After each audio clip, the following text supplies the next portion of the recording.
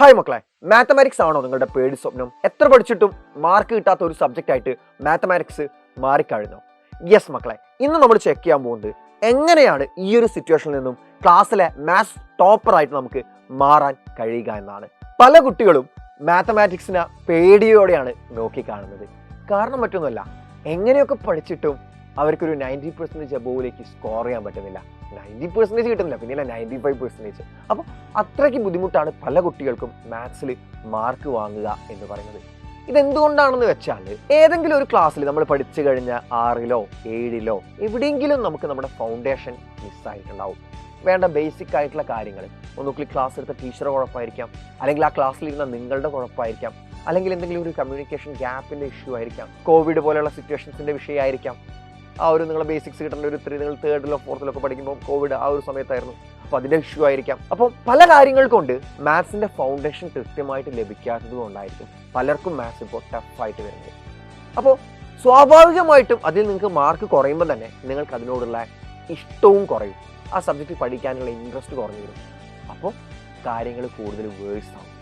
അതായത് ഓൾറെഡി നിങ്ങൾക്ക് മാർക്ക് കുറവ് കിട്ടുന്നു, ആ സമയത്ത് നിങ്ങൾക്കത് പഠിക്കാനുള്ള ഇൻട്രസ്റ്റ് പോകുന്നു, നിങ്ങൾ പഠിക്കാതെ സൈഡാക്കി വെക്കുന്നു, കാര്യങ്ങൾ വേഴ്സ് ആവുന്നു. ഇപ്പോൾ കിട്ടുന്ന മാർക്ക് പോലും കിട്ടാതെ പാസ്സാവാത്ത അവസ്ഥയിലേക്ക് മാറുകയാണ് ചെയ്യുന്നത്. സോ ഈ സിറ്റുവേഷൻസ് ഒക്കെ എലിമിനേറ്റ് ചെയ്ത് എങ്ങനെയാണ് മാത്തമാറ്റിക്സിൽ 90% അബോവ് നമുക്ക് സ്കോർ ചെയ്യാമെന്നാണ് നമ്മൾ ഇന്നത്തെ വീഡിയോയിൽ ചെക്ക് ചെയ്യുന്നത്. ഫസ്റ്റ് പോയിന്റ്, നഷ്ടപ്പെട്ട ഫൗണ്ടേഷൻ കൃത്യമായിട്ട് റീഗെയിൻ ചെയ്യുക. നിങ്ങൾക്ക് ഡിവിഷൻ അറിയില്ല, ഫ്രാക്ഷൻസിൻ്റെ അഡീഷൻ, സബ്ട്രാക്ഷൻ, മൾട്ടിപ്ലിക്കേഷൻ ഒന്നും അറിയില്ല, LCM എന്താണെന്നറിയില്ല, HCF എന്താണെന്നറിയില്ല, ഈ വക ബേസിക്സ് ഒന്നും നിങ്ങൾക്ക് അറിയില്ല എന്നുള്ള ബോധം കൃത്യമായിട്ട് നിങ്ങൾക്ക് ഉണ്ടാവും. നിങ്ങൾക്കറിയാം നിങ്ങൾക്ക് ഏതാണ് അറിയാത്തതെന്ന്, അല്ലേ? You are not ready to work on it. അതാണ് സംഭവം. നിങ്ങൾക്ക് കൃത്യമായിട്ട് അറിയാം നിങ്ങൾക്ക് നഷ്ടപ്പെട്ട ഫൗണ്ടേഷൻ ഏതാണെന്ന്. ആ ഫൗണ്ടേഷൻ റീഗെയിൻ ചെയ്തുകൊള്ളുക. കാരണം നിങ്ങൾക്ക് ഇന്ന് ഒരുപാട് റിസോഴ്സസ് ഉണ്ട്. ഇന്റർനെറ്റിൽ നിങ്ങൾക്ക് എന്ത് വേണേൽ നോക്കിയിട്ട് പഠിക്കാം. LCM നോക്കാം, HCF പഠിക്കാം, എന്ത് വേണേൽ പഠിക്കാൻ പറ്റും. ഒന്നും വേണ്ടടാ. ക്ലാസ് 8 CBSEയുടെ യോധ ബാച്ചിൽ നിങ്ങൾ ഉണ്ടെങ്കിൽ നിങ്ങൾക്ക് ബേസിക്സിൻ്റെ ക്ലാസ് ഞാൻ പ്രൊവൈഡ് ചെയ്തിട്ടുണ്ട് മാത്തമാറ്റിക്സിൽ. ആ ക്ലാസ് കണ്ടാൽ മതി. ഫ്രാക്ഷൻസിൻ്റെ ഓപ്പറേഷൻസും LCM HCF എല്ലാം തന്നെ ഞാൻ അതിൽ ഡിസ്കസ് ചെയ്യുന്നുണ്ട്. ആ ക്ലാസ് കണ്ടാൽ നിങ്ങൾക്ക് ബേസിക്സ് സ്ട്രോങ് ആക്കി എടുക്കാൻ പറ്റും, ഫൗണ്ടേഷൻ കൃത്യമായിട്ട് ബിൽഡ് ചെയ്യാൻ പറ്റും. So first step foundation build ചെയ്യുന്നതാണ്. നെക്സ്റ്റ് സ്റ്റെപ്പ് നമുക്ക് ക്ലാസ്സിൽ നിന്ന് സ്റ്റാർട്ട് ചെയ്യാം. നമ്മൾ ഏറ്റവും ആദ്യം ചെയ്യുന്ന പരിപാടി എന്ന് വെച്ചാൽ മാത്സ് പഠിക്കുന്നതിൽ ഏറ്റവും ഫസ്റ്റ് സ്റ്റെപ്പ് എന്ന് പറഞ്ഞ് നമ്മൾ സ്കൂളിൽ പോയിട്ട് ക്ലാസ് അറ്റൻഡ് ചെയ്യുക എന്നുള്ളതാണ്. സ്കൂളായിക്കോട്ടെ, സൈലത്തിൻ്റെ ക്ലാസ് ആയിക്കോട്ടെ, ഏത് ക്ലാസ് ആയിക്കോട്ടെ, നമുക്ക് ക്ലാസ് നിന്ന് തുടങ്ങാം. മാത്സ് ക്ലാസ് ആണോ നിങ്ങൾ ഏറ്റവും ഡിസ്ട്രാക്ഷൻ കുറഞ്ഞ സ്ഥലത്ത് വേണം ഇരിക്കാൻ. ഏറ്റവും ഡിസ്ട്രാക്ഷൻസ് കുറഞ്ഞ ബെഞ്ചിലിരിക്കുക. നിങ്ങളെ സ്ഥിരമായിട്ട് അടുത്തിരുന്ന് തോണ്ടി കഥ പറഞ്ഞ് വിളിച്ച് കഥ പറയുന്ന ഫ്രണ്ട്സിൻ്റെ അടുത്ത് ഇരിക്കാതിരിക്കുക. അല്ലെങ്കിൽ അവനോട് പറയുക മാത്സ് പീരീഡ് കഴിഞ്ഞിട്ട് നമുക്ക് സംസാരിക്കാം. It will be awkward. അവർ നിങ്ങളെ പലതും വിളിച്ച് കളിയാക്കും. പക്ഷെ ഒരിക്കലും നിങ്ങൾക്ക് മാർക്ക് കുറഞ്ഞ് നിങ്ങളെ വീട്ടിൽ പോയിട്ട് തലകുനിച്ച് പേപ്പർ കൊടുത്ത് അച്ഛൻ്റെ അമ്മയുടെ മുന്നിൽ തലകുനിച്ച് നിൽക്കുന്ന സമയത്ത് ഒരാൾ പോലും നിങ്ങളെ ആശ്വസിപ്പിക്കാനുണ്ടാവില്ല. ഒരാൾ പോലും ഉണ്ടാവില്ല. നിങ്ങൾ ഒറ്റയ്ക്ക് ഫേസ് ചെയ്യേണ്ടി വരും. നിങ്ങൾ ആനുവൽ എക്സാമിനേഷൻ തോറ്റു കഴിഞ്ഞാൽ ആ സിറ്റുവേഷൻ ഫേസ് ചെയ്യേണ്ടത് നിങ്ങൾ ഒറ്റയ്ക്കാണ്. നിങ്ങളുടെ ഫ്രണ്ട്സ് നിങ്ങളെ കൂടെ ഉണ്ടാവില്ല. അവർ പാസ്സായിട്ട് 9th-ലേക്ക് പോകും. ശ്രദ്ധിക്കുക, മാക്സിമം ഡിസ്ട്രാക്ഷൻസ് കുറഞ്ഞ സ്ഥലത്ത് നിങ്ങൾ ഇരിക്കാൻ ശ്രമിക്കുക. അതിന് വീട്ടിലാണെങ്കിൽ നമ്മൾ യോധ ബാച്ചിൻ്റെ ക്ലാസ്സാണ് നിങ്ങൾ കാണുന്നെങ്കിൽ TV ഒക്കെ വെച്ച നോയ്സ് ഒക്കെ ഉണ്ടെങ്കിൽ അതൊന്നും ഇല്ലാത്തൊരു റൂമിൽ പോയി ഇരിക്കാൻ ശ്രദ്ധിക്കുക. അല്ലെങ്കിൽ ഹാളിൽ തന്നെ ആ ഒരു സമയത്ത് ക്ലാസ് എടുക്കുന്ന ആ ഒരു 1.5 hour സമയത്ത് TV ഒക്കെ ഓഫാക്കി വെക്കാൻ പറയുക അച്ഛനോടും അമ്മയോടും. അവർ ഓഫാക്കി വെക്കും, അവർക്കത് സന്തോഷം ഉണ്ടാവുള്ളൂ. മാക്സിമം ഡിസ്ട്രാക്ഷൻ കുറഞ്ഞ സ്ഥലത്തിരിക്കുക. And why? എന്തിനാ ഡിസ്ട്രാക്ഷൻ കുറഞ്ഞ സ്ഥലത്ത് എന്നിട്ട് മാത്രം കാര്യമോ? ഇല്ല, ഞാൻ പറഞ്ഞു മാത്തമാറ്റിക്സ് എന്ന് പറയുന്ന സബ്ജക്റ്റിൻ്റെ ഏറ്റവും കോർ കിടക്കുന്നത് കൺസെപ്റ്റ്സിലാണ്. കൺസെപ്റ്റ്സ് നമ്മൾ കൃത്യമായിട്ട് മനസ്സിലാക്കി കഴിഞ്ഞാൽ സബ്ജക്ട്സ് വളരെ ഈസി ആയിട്ട് മാറും. പിന്നെ ഉള്ളത് നമ്മുടെ പാർട്ടാണ്, അത് ഞാൻ അടുത്ത് എക്സ്പ്ലെയിൻ ചെയ്യാം. അപ്പോൾ കൺസെപ്റ്റ് മനസ്സിലാക്കാൻ വേണ്ടിയിട്ട് നിങ്ങൾ ചെയ്യേണ്ട ഏറ്റവും വലിയ കാര്യം, ക്ലാസ്സിൽ ടീച്ചർ വായിന്ന് വീഴുന്ന ഓരോ വാക്കും കൃത്യമായിട്ട് ശ്രദ്ധിക്കാം. കാരണം നിങ്ങളുടെ മുന്നിലുള്ള ടീച്ചർ എന്ന് പറയുന്നത് 10-15 വർഷം മാത്സ് പഠിപ്പിച്ച് എക്സ്പീരിയൻസ് ഉള്ള ടീച്ചേഴ്സ് ആയിരിക്കും.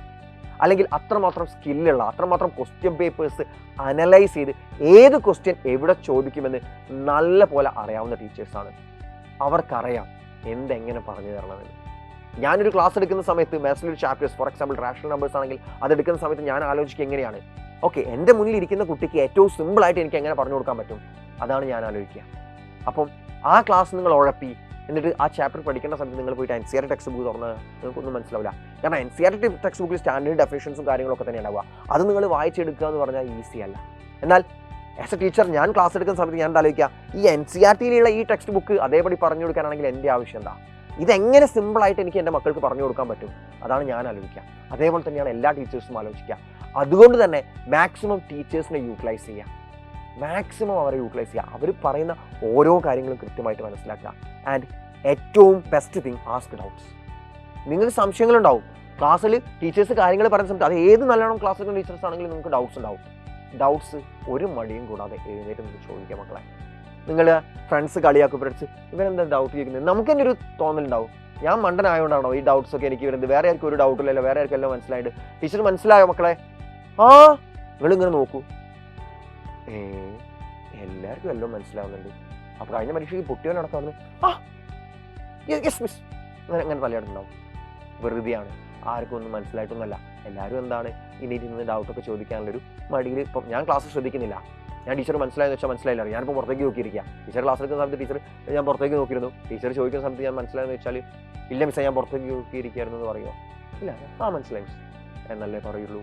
ഇതാണ് സംഭവിച്ചുകൊണ്ടിരിക്കുന്നത്. അപ്പം നിങ്ങൾക്ക് ഡൗട്ട് ഉണ്ടെങ്കിൽ നിങ്ങൾ ഒരു മടിയും കൂടാതെ എഴുന്നേറ്റ് ചോദിക്കുക. നമുക്ക് എല്ലാ കാര്യങ്ങളും അറിയാമെങ്കിൽ നമ്മൾ സ്കൂളിൽ പോകേണ്ട ആവശ്യമില്ലല്ലോ, നമ്മൾ ഓൺലൈൻ കോച്ചിങ് ക്ലാസ്സിൽ ജോയിൻ ചെയ്യേണ്ട ആവശ്യമില്ലല്ലോ. നമുക്ക് കാര്യങ്ങൾ അറിയാത്തത് കൊണ്ട് പഠിക്കാൻ വേണ്ടിയിട്ടാണല്ലോ നമ്മൾ ക്ലാസ്സിൽ ജോയിൻ ചെയ്യുന്നത്. അതുകൊണ്ട് തന്നെ ധൈര്യമായിട്ട് മക്കൾ ഡൗട്ട്സുകൾ എഴുന്നേറ്റ് ചോദിക്കുക. കളിയാക്കുന്നവർ അവിടെ നിന്ന് കളിയാക്കിക്കോട്ടെ, ഒരു കുഴപ്പമില്ല. അവർ തോറ്റിരിക്കുമ്പോൾ നമ്മൾ 95% അപ്പോൾ മാത്സിൽ സ്കോർ ചെയ്തിട്ട് മുന്നോട്ടേക്ക് പോയിക്കോളും. ഓക്കെ, നെക്സ്റ്റ് കാര്യം, നമ്മൾ വീട്ടിലെത്തിക്കഴിഞ്ഞാൽ മാത്സ് എങ്ങനെയാണ് പഠിക്കുന്നത് എന്നാണ് ഏറ്റവും വലിയ പോയിന്റ്. പലരും മാത്സ് ഇപ്പോഴും പഠിക്കുന്നത് വായിച്ച് പഠിക്കലാണ്. കാരണം നിങ്ങൾക്ക് ഓൾറെഡി ക്ലാസ്സിന് ക്വസ്റ്റ്യൻസ് ഒക്കെ മനസ്സിലായിട്ടുണ്ടാവും. നിങ്ങൾ ക്ലാസ്സിന് ചിലപ്പോൾ എഴുതിയ ക്വസ്റ്റ്യൻ ആയിരിക്കും. അപ്പോൾ നിങ്ങൾ വീട്ടിൽ പോയി കഴിഞ്ഞാൽ വിചാരിക്കും, ഇത് എനിക്കറിയാവുന്ന ക്വസ്റ്റ്യൻ, ഓക്കെ വായിച്ചു നോക്കി. അടുത്ത ക്വസ്റ്റ്യൻ, ഇത് ഞാൻ ക്ലാസ്സിന് ചെയ്ത ക്വസ്റ്റ്യനാണ്, വായിച്ചു നോക്കി. ഇങ്ങനെ വായിച്ച് നോക്കി പോയി കഴിഞ്ഞാൽ നമുക്കെല്ലാം അറിയാം, നമുക്കെല്ലാം മനസ്സിലായിട്ടും എല്ലാം ഉണ്ടാവും. വായിച്ചു നോക്കുമ്പോൾ നമുക്ക് മനസ്സിലാവുന്നുണ്ടാവും. പക്ഷേ പ്രശ്നം എവിടെയാണ് വരിക എന്ന് വെച്ചാൽ, നമ്മൾ ഈ പഠിക്കുന്നതിൻ്റെ അൾട്ടിമേറ്റ് എന്താ? യെസ്, നോളജ് ഉണ്ടാക്കുക എന്നുള്ളതാണ് അൾട്ടിമേറ്റ്. പക്ഷേ അതിനേക്കാൾ ഉപരി ആസ് ഓഫ് നൗ നമുക്ക് എക്സാമിന് മാർക്ക് കിട്ടണം അല്ലേ? എന്തൊക്കെ നമ്മൾ നോളജ് ഉണ്ടാക്കുക എന്ന് പറഞ്ഞാലും എക്സാമിന് നമുക്ക് മാർക്ക് കിട്ടണം. അതിൽ അങ്ങോട്ടില്ല ഇങ്ങോട്ടില്ല അല്ലേ? നമ്മളൊരു എക്സാം അറ്റൻഡ് ചെയ്യുന്ന സമയത്ത് നമുക്ക് അറിയാവുന്ന ക്വസ്റ്റ്യൻ ആയിരിക്കും, പക്ഷേ എഴുതി വരുന്ന സമയത്ത് നമ്മൾ സ്റ്റക്കായി പോകും. അത് മാത്സിൻ്റെ ഒരു റൂളാണ്. മാത്സ് നമ്മൾ എഴുതി പഠിച്ചിട്ടില്ല എങ്കിൽ നമ്മൾ എക്സാമിന് സ്റ്റക്കാവും, ഉറപ്പായിട്ട് സ്റ്റക്കായി പോകും. പകുതി വഴിയിൽ വെച്ച് നമ്മൾ സ്റ്റക്കായി പോകും. സോ നിങ്ങൾ ചെയ്യേണ്ട ഏറ്റവും ഫസ്റ്റ് കാര്യം, വീട്ടിൽ പോയി കഴിഞ്ഞാൽ നിങ്ങൾ ചെയ്യേണ്ട ഏറ്റവും ഫസ്റ്റ് കാര്യം, മാത്സ് പഠിക്കാൻ തീരുമാനിച്ചു കഴിഞ്ഞാൽ നിങ്ങൾ ചെയ്യേണ്ട ഏറ്റവും ഫസ്റ്റ് കാര്യം, ക്ലാസ് കഴിഞ്ഞ് കഴിഞ്ഞാൽ സ്വന്തമായിട്ട് പഠിക്കുന്ന സമയത്ത് എഴുതി പഠിക്കുക. ഒരു ക്വസ്റ്റ്യൻ നിങ്ങൾ കണ്ടു, ആ ക്വസ്റ്റ്യൻ നിങ്ങൾക്ക് അറിയാവുന്ന ക്വസ്റ്റ്യൻ ആണ്, അതിന് ആൻസർ നിങ്ങൾ നോക്കരുത്. ആൻസർ ഒരു പേപ്പറോട് മറച്ചു വെക്കുക, അല്ലെങ്കിൽ ആൻസർ ഒരു ബുക്ക് എടുത്തിട്ട് മറച്ചു വെക്കുക. ക്വസ്റ്റ്യൻ മാത്രം നിങ്ങളെ ബുക്കിൽ വെക്കുക. ക്വസ്റ്റ്യൻ മാത്രമേ നിങ്ങൾ കാണാൻ പാടുള്ളൂ. ആ സമയത്ത് ഒരു പേപ്പർ എടുക്കുക, ആ ക്വസ്റ്റിൻ്റെ ആൻസർ എഴുതി വെക്കുക. ആദ്യം മുതൽ അവസാനത്തെ സ്റ്റെപ്പ് വരെ എവിടെയും നോക്കാതെ നിങ്ങൾക്ക് എഴുതാൻ പറ്റുന്നെങ്കിൽ ആ ക്വസ്റ്റ്യൻ നിങ്ങൾ പഠിച്ചു, അടുത്ത ക്വസ്റ്റിലേക്ക് നിങ്ങൾക്ക് പോകാം. സപ്പോസ് നിങ്ങൾ പകുതിക്ക് വെച്ച് സ്റ്റക്കായി, അല്ലെങ്കിൽ പകുതിക്ക് വെച്ച് നിങ്ങൾക്ക് ഒരു മിസ്റ്റേക്ക് പറ്റി, നിങ്ങൾ എന്ത് ചെയ്യുക? താഴെ വെച്ച ആൻസറിൻ്റെ മേലെ വെച്ച് ബുക്ക് എടുത്ത് നോക്കുക, അല്ലെങ്കിൽ നിങ്ങളൊന്ന് ആലോചിച്ച് കിട്ടിയിട്ടില്ലെങ്കിൽ ആ ആൻസർ ഒന്ന് നോക്കുക. ആൻസർ നോക്കിയിട്ട് നിങ്ങൾക്ക് എവിടെയാണ് മിസ്റ്റേക്ക് പറ്റിയെന്ന് മനസ്സിലാക്കുക, അല്ലെങ്കിൽ എവിടെയാണ് നിങ്ങൾ സ്റ്റക്ക് ആയതെന്ന് കൃത്യമായിട്ട് നോക്കി മനസ്സിലാക്കുക. എന്നിട്ടോ അത് കംപ്ലീറ്റ് ചെയ്യാനാണോ? അത് കംപ്ലീറ്റ് ചെയ്തിട്ട് അടുത്ത ക്വസ്റ്റിലേക്ക് പോകണോ? അല്ല. ഇത് മനസ്സിലാക്കിയല്ലോ നിങ്ങൾ. എന്നിട്ട് നിങ്ങൾ ആ സ്റ്റക്ക് ആയത് കംപ്ലീറ്റ് ചെയ്യുക. എന്നിട്ട് നിങ്ങൾ എന്ത് ചെയ്യുക? ആ പേപ്പർ മാറ്റി വെക്കുക, ആൻസർ വീണ്ടും കവർ ചെയ്യുക. എന്നിട്ട് അതേ ക്വസ്റ്റ്യൻ, സെയിം ക്വസ്റ്റ്യൻ ഒന്നുകൂടെ പുതിയൊരു പേജ് അല്ലെങ്കിൽ പുതിയൊരു ഭാഗത്ത് ആദ്യം മുതൽ അവസാനം വരെ എഴുതി നോക്കുക. സ്റ്റക്ക് ആവുന്നുണ്ടോ നോക്കുക. എന്തായാലും ആ പോയിന്റിൽ നിങ്ങൾ സ്റ്റക്ക് ആവില്ല അല്ലേ? ഒരു പ്രാവശ്യം മിസ്റ്റേക്ക് വന്ന സ്ഥലത്ത് നിങ്ങൾക്ക് മിസ്റ്റേക്ക് വരില്ല, കാരണം നിങ്ങൾ ഓൾറെഡി അതറിയാം, നിങ്ങളെ മൈൻഡിൽ അത് കിടക്കുന്നുണ്ടാവും. അപ്പോൾ അവിടെ നിങ്ങൾ മിസ്റ്റേക്ക് വരില്ല. ചിലപ്പോൾ അടുത്തൊരു പോയിന്റിൽ നിങ്ങൾക്ക് മിസ്റ്റേക്ക് പറ്റും, അടുത്തൊരു പോയിന്റിൽ നിങ്ങൾ സ്റ്റക്ക് ആവും. അപ്പോൾ വീണ്ടും ഈ പറഞ്ഞ പോലെ ആൻസർ നോക്കുക, എന്നിട്ട് എവിടെയാണ് സ്റ്റക്ക് ആയിട്ട് അല്ലെങ്കിൽ എവിടെയാണ് മിസ്റ്റേക്ക് പറ്റിയെന്ന് നോക്കുക, അനലൈസ് ചെയ്യുക. എന്നിട്ടോ അത് കംപ്ലീറ്റ് ചെയ്യുക. എന്നിട്ട് വീണ്ടും ഒരു പേജ് എടുത്തിട്ട് ആദ്യം മുതൽ അവസാനം വരെ എഴുതി വെക്കുക. ഇങ്ങനെ എപ്പോഴാണോ നിങ്ങൾക്ക് ആദ്യം മുതൽ അവസാനം വരെ എവിടെയും നോക്കാതെ ആൻസർ കറക്റ്റായിട്ട് എഴുതാൻ പറ്റുന്നത്, അപ്പോൾ നിങ്ങൾ ആ ക്വസ്റ്റ്യൻ പഠിച്ചു. ഇനി നിങ്ങൾക്ക് നെക്സ്റ്റ് ക്വസ്റ്റ്യനിലേക്ക് മൂവ് ചെയ്യാം. നെക്സ്റ്റ് ക്വസ്റ്റ്യനിലും ഇതേ പാറ്റേൺ നിങ്ങൾ ഫോളോ ചെയ്യണം. ഇതുകൊണ്ടുണ്ടാവുന്ന ബെനിഫിറ്റ് എന്താണെന്ന് വെച്ചാൽ, നമ്മളെ മൈൻഡ് ഈ മിസ്റ്റേക്സ് ഒക്കെ സ്റ്റോർ ചെയ്ത് വെക്കും. നമ്മുടെ സബ് കോൺഷ്യസ് മൈൻഡിൽ ഈ മിസ്റ്റേക്സ് എല്ലാം സ്റ്റോർ ചെയ്ത് കിടക്കുന്നുണ്ടാവും. നമ്മൾ ആലോചിക്കുമല്ലോ, ഓക്കെ അഡീഷൻ വരുന്ന സമയത്ത് നമ്മൾ ഒരു മിസ്റ്റേക്ക് പറ്റി, അല്ലെങ്കിൽ നെഗറ്റീവ് നമ്പേഴ്സിൻ്റെ സബ്ട്രാക്ഷൻ വരുന്ന കേസിൽ നമ്മൾ നെഗറ്റീവ് വന്നത് പോസിറ്റീവായിട്ട് എടുത്തില്ല, അങ്ങനെ ഒരു മിസ്റ്റേക്ക് നമുക്ക് പറ്റിയെന്ന് വിചാരിക്കും. നമ്മളത് ഓക്കെ അതൊരു മിസ്റ്റേക്ക് ആണെന്നുള്ളതിൽ നമ്മൾ വിചാരിക്കും അതിന് ചെറിയൊരു മിസ്റ്റേക്ക് അല്ലേ, നമ്മൾ എത്രയും കൺസിഡർ ചെയ്യുള്ളൂ. പക്ഷേ നമ്മുടെ സബ് കോൺഷ്യസ് മൈൻഡ് അതല്ല. നമ്മുടെ സബ് കോൺഷ്യസ് മൈൻഡിൽ അതുണ്ടാവും. ഓക്കെ മൈനസ് വന്ന സമയത്ത് പ്രാക്ടീസ് ചെയ്യുന്ന സമയത്ത് എനിക്കത് തെറ്റിയിട്ടുണ്ട്. നമ്മൾ എക്സാം ഹാളിൽ ക്വസ്റ്റ്യൻ എഴുതുക, അപ്പോൾ 21 - -2 അത് നമ്മൾ 21 - 2 ആയിരിക്കും തൊട്ട് മുന്നേ ചെയ്തിട്ടുണ്ടാവുക. നമ്മൾ 19 എഴുതിയിട്ടുണ്ടാവുക. ആ സമയത്ത് നമ്മൾ സബ് കോൺഷ്യസ് മൈൻഡ് പറയും, യെസ് അന്ന് നീ അത് തെറ്റിച്ചിട്ടുണ്ട്, മൈനസും പ്ലസ് ആവണം, 21 + 2 എന്നാണ് വരിക, തെറ്റിക്കരുത്. നമ്മുടെ സബ് കോൺഷ്യസ് മൈൻഡ് ഓൾറെഡി നമുക്ക് ആ ഒരു സിഗ്നൽ തരും. അത് ഓട്ടോമാറ്റിക്കലി വരുന്നതാണ്. നമുക്കത് മുന്നേ തെറ്റി പറ്റിയിട്ടുണ്ടെന്നുള്ളത് നമ്മൾ ഓർമ്മയിലേക്ക് വരും. അപ്പോൾ നമ്മൾ കുറച്ചുകൂടെ കോൺഷ്യസ് ആവും. മൈനസ് അടുപ്പിച്ച് വരുമ്പോൾ നമ്മളത് കറക്റ്റായിട്ട് ചെയ്യും. അങ്ങനെ ഓരോ മിസ്റ്റേക്സ് ആയിട്ട് എലിമിനേറ്റ് ചെയ്ത് വരും. നിങ്ങൾക്ക് തന്നെ ഒബ്സർവ് ചെയ്യാൻ പറ്റും. നിങ്ങൾ എഴുതി പഠിച്ച് മുന്നോട്ട് പോകുന്ന വെച്ചിട്ട് ആദ്യം എഴുതി പഠിക്കുമ്പോൾ ഒരുപാട് മിസ്റ്റേക്ക് ഉണ്ടാവും. അപ്പോൾ അവിടെ വെച്ച് നമ്മൾ ഗിവ് അപ്പ് ചെയ്യും. പലരും അങ്ങനെയാണ്. ആദ്യം എഴുതി പഠിക്കാൻ ശ്രമിക്കുന്ന സമയത്ത് ഒരുപാട് മിസ്റ്റേക്സ് വരും. എന്നെ കൊണ്ട് പറ്റില്ല, ഗിവ് അപ്പ് ചെയ്യും. പക്ഷേ കൺസിസ്റ്റൻ്റ് ആയിട്ട് നിങ്ങളൊന്ന് നിന്ന് നോക്കൂ. ആദ്യം എഴുതി പഠിക്കുമ്പോൾ മിസ്റ്റേക്സ് വരട്ടെ. മിസ്റ്റേക്സ് എന്ന് പറഞ്ഞാൽ നിങ്ങൾ ആലോചിക്കേണ്ട കാര്യം, നിങ്ങൾ എഴുതി പഠിക്കുമ്പോൾ നിങ്ങൾക്ക് മിസ്റ്റേക്സ് വരുന്നുണ്ടെങ്കിൽ നിങ്ങൾ ആശ്വസിക്കാണ്ട് വേണ്ടത്, അല്ലാണ്ട് നിങ്ങൾ സങ്കടപ്പെടില്ല. കാരണം ഈ മിസ്റ്റേക്സ് ഒക്കെ അല്ലായിരുന്നെങ്കിൽ എക്സാം ഹാളിൽ വരേണ്ട മിസ്റ്റേക്സാ. ഇപ്പം മൈനസും നിങ്ങൾ പ്ലസ് ആക്കിയില്ല, അത് മിസ്റ്റേക്കാണ്. നിങ്ങൾക്ക് മനസ്സിലായി. ഇത് ഇപ്പം മനസ്സിലായിട്ടില്ലെങ്കിൽ എന്നാ അത് മനസ്സിലാക്കുക? നിങ്ങൾ എക്സാം ഹാളിലേക്ക് ആ മിസ്റ്റേക്ക് ആവർത്തിക്കുക. അത് ശരിയാവുമോ? എക്സാമിൽ നമ്മുടെ മാർക്ക് കംപ്ലീറ്റ് പോകില്ലേ? നമ്മൾ ചാപ്റ്റർ ഫുള്ള് പഠിച്ചിട്ട് ഒരു മൈനസിന്റെ ഒരു അഡീഷൻ അല്ലെങ്കിൽ സബ്ട്രാക്ഷൻ നമുക്ക് തെറ്റിപ്പോയി കഴിഞ്ഞാൽ കംപ്ലീറ്റ് പോയില്ലേ? അപ്പോൾ മിസ്റ്റേക്സ് നമുക്ക് വരുന്നുണ്ടെങ്കിൽ അതിൽ നിങ്ങൾ ആശ്വസിക്കുകയാണ് വേണ്ടത്. ഓക്കെ, ഈ മിസ്റ്റേക്സ് ഒന്നും ഇനി വരില്ലല്ലോ. That's it. അതാണ് ഹോൾ പോയിന്റ്.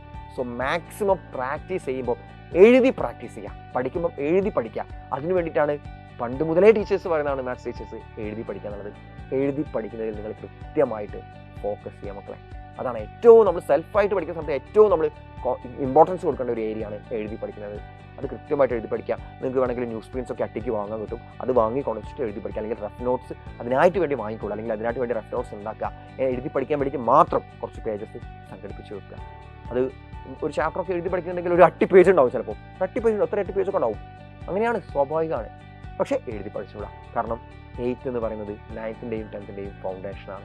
കൃത്യമായിട്ട് നമ്മൾ ഫൗണ്ടേഷൻ സെറ്റ് ചെയ്താൽ മാത്രമേ 9th-ഉം 10th-ഉം നമുക്ക് കൃത്യമായിട്ട് മാർക്ക് സ്കോർ ചെയ്യാൻ പറ്റുള്ളൂ. നിങ്ങൾക്കറിയാലോ, 10th-ലൊക്കെ ഒരുപാട് കാര്യങ്ങൾ, ഒരുപാട് മാറ്റങ്ങൾ വരികയാണ്. 2 ബോർഡ് എക്സാമിനേഷൻ സ്കീം കൊണ്ടുവരികയാണ്. അപ്പോൾ മുന്നോട്ടേക്കുള്ള യാത്ര എന്ന് പറയുന്നത് ഈസി ആവണമെങ്കിൽ 8th നമ്മൾ കൃത്യമായിട്ട് പഠിച്ചിരിക്കണം. 8th അല്ലേ, ബോർഡ് എക്സാമിനേഷൻ ഇല്ലല്ലോ എന്നൊരു ചിന്ത നിങ്ങളിൽ ആർക്കും പാടില്ല. ആൻഡ് നെക്സ്റ്റ് തിങ്, അപ്പോൾ നമ്മളിങ്ങനെ എഴുതി പ്രാക്ടീസ് ചെയ്യുന്നു ഒക്കെ ചെയ്യുന്നു.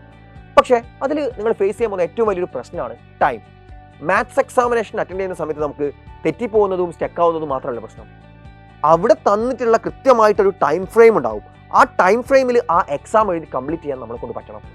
അതിന് പറ്റിയിട്ടില്ലെങ്കിൽ പ്രോബ്ലമാണ്. നമ്മളെല്ലാം പഠിച്ചു, നമുക്കെല്ലാം അറിയാം. പക്ഷേ 80 മാർക്സിൻ്റെ എക്സാമിനേഷനിൽ ഇപ്പോൾ 2.5 hour എക്സാമിനേഷൻ ഉള്ളതെങ്കിൽ ഞാൻ 2.5 hour കൊണ്ട് എനിക്ക് 40 മാർക്സിൻ്റെ ക്വസ്റ്റ്യൻസ് മാത്രമേ അറ്റൻഡ് ചെയ്യാൻ പറ്റിയിട്ടുള്ളൂ. എനിക്ക് 40 മാർക്ക് കിട്ടുള്ളൂ മാക്സിമം. അതിലേ ഞാൻ അറ്റൻഡ് ചെയ്യാത്ത ക്വസ്റ്റ്യൻ എനിക്ക് മാർക്ക് കിട്ടുമോ? ഇല്ല. അപ്പോൾ നമ്മൾ പഠിച്ചത് മുഴുവൻ വെറുതെ പോവാണ്. ആ ഒരു പ്രശ്നം പറ്റാതിരിക്കണമെങ്കിൽ ഓരോ ചാപ്റ്റർ കഴിയുമ്പോഴും നിങ്ങൾ ഓരോ മോക്ക് ടെസ്റ്റ് അറ്റൻഡ് ചെയ്യണം. ഓരോ ചാപ്റ്റർ വൈസ് എക്സാം അറ്റൻഡ് ചെയ്തിരിക്കണം.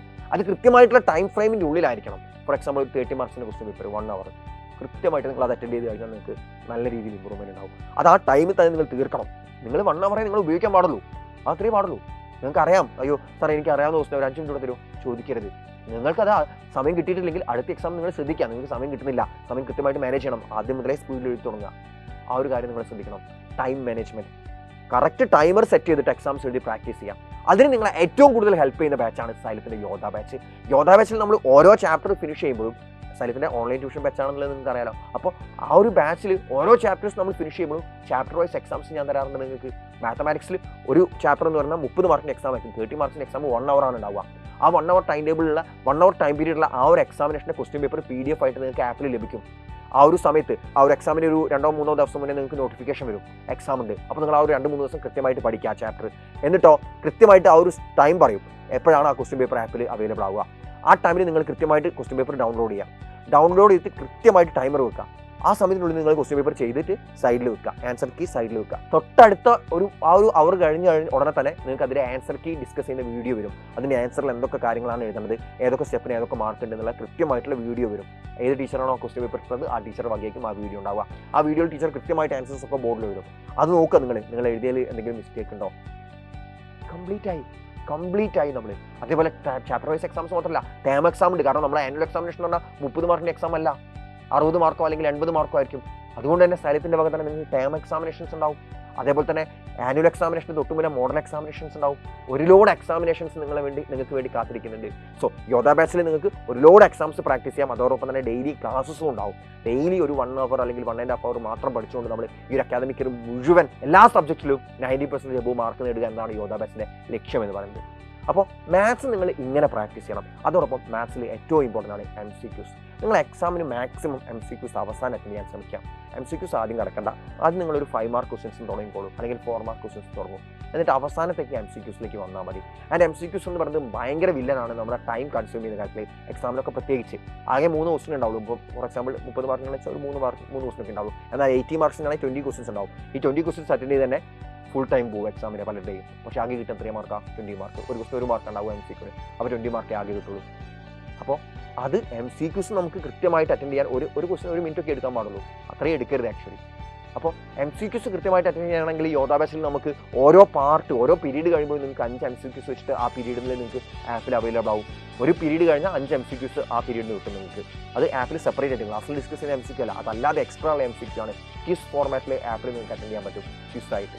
അത് കഴിഞ്ഞ് കഴിഞ്ഞാൽ ഫോർ എക്സാമ്പിൾ ഒരു ചാപ്റ്റർ ഞാൻ 5 പീരീഡിൽ എടുത്ത് വെച്ചാൽ 25 MCQs എക്സ്ട്രാ ആയിട്ട് നമ്മൾ പഠിക്കണം. ക്ലാസ് പഠിക്കുന്ന MCQs ഉൾപ്പെടാതെ അതിന് പുറത്ത് നമ്മൾ 25 MCQs പഠിക്കണം. ഒരു ചാപ്റ്റർ 10 പാർട്സ് ഉണ്ടെങ്കിൽ 10 × 5 50 MCQs ആണ് നിങ്ങൾ പഠിക്കുക.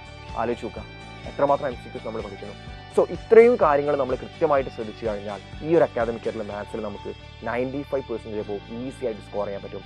സോ മക്കളെ കൃത്യമായിട്ട് ശ്രദ്ധിക്കുക, കൃത്യമായിട്ട് ആദ്യം മുതലേ പഠിച്ചു തുടങ്ങുക. ആൻഡ് ഈ ഒരു അക്കാദമിക് ഇയർ ഒരുമിച്ച് നമുക്ക് 95% ഇപ്പോൾ സ്കോർ ചെയ്യാം.